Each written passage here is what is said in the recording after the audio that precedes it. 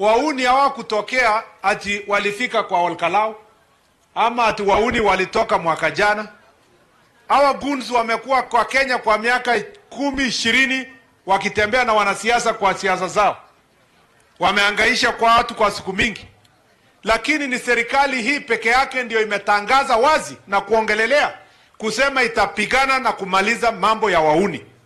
And I want to assure the people of Kenya that this country is safe. Tuko hapa saizi kwa amani kwa sababu tulipigana na bandits. Tuko amani kwa Kenya, borders ya Kenya kwa sababu our defense forces and our security forces are protecting our country against the terrorists including Al-Shabaab. Hii goons kidogo mnatembea na hawa na mnaita watoto wetu, sijui vijana wetu. Last year mlikuwa mnaita vijana yetu. Miaka iliyopita mlikuwa mnaita heroes. Saa hizi kwa sababu sasa it's biting you. You have now realized kwamba goons is not a good thing. In fact, there is a very stupid man called Gachagua. He likes talking about me. Juzi aliongea kuhusu mimi 388 times.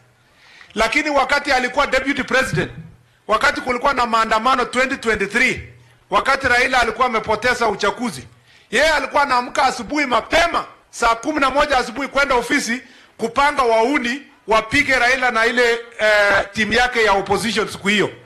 Na akatoka hapo mwaka iliyofuata akapanga goons wakaenda kwa shamba ya Uhuru wakaibia Uhuru mbuzi yake. Kwani siku hiyo hakujua kwamba Uhuru ni mtoto ya kutoka mlima.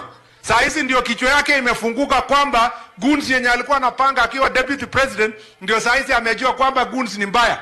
He thinks, I want to tell Gachagua, the way you are organizing goons as a deputy president and organizing goons to invade people's farms and to disrupt maandamano, you think that everybody is like you, so you think I'm doing what you are doing. I am different. I was brought up differently. I have different values. I'm a Sunday school teacher. I'm not like you. And because Gachagua has become a master of hypocrisy, he is a man who speaks, he has a double speak. He does not even know what he said yesterday. I want to tell him with no uncertain terms that he is a man of very bad character, a person who doesn't deserve to hold any office in this republic. Na kwa sababu yeye amekuwa impeached, he thinks that he can now anatuharibia majina kila mahali akisunguka Murkomen this, Murkomen that. Let me tell him that we will deal with goons and we will deal starting with your goons. From your doorstep, we will make sure that those goons are dealt with. And even hiyo maneno unasema ati unapanga vijana ati watakuwa wanatembea kuintimidate watu ambao hawakubaliani na wewe kisiasa. Nilisikia vile uliongea jana.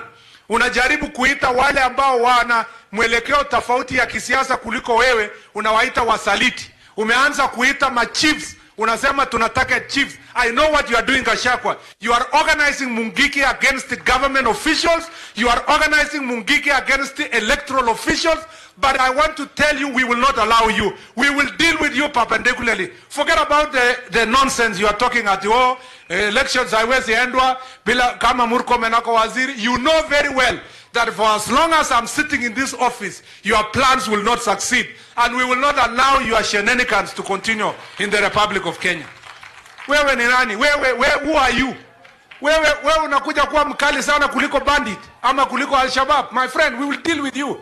Don't come here utuambia ati story nini. Cheza na watu wengine lakini sio mimi.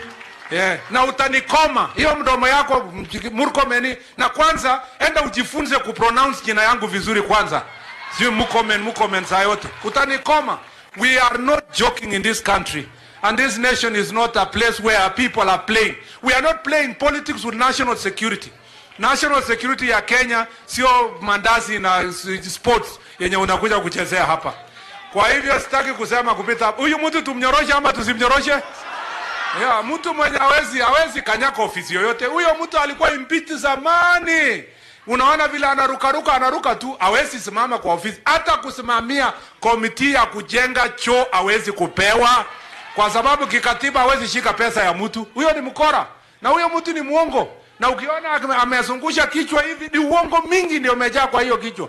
And we will not allow him to continue misleading this country. Niseme nisiseme?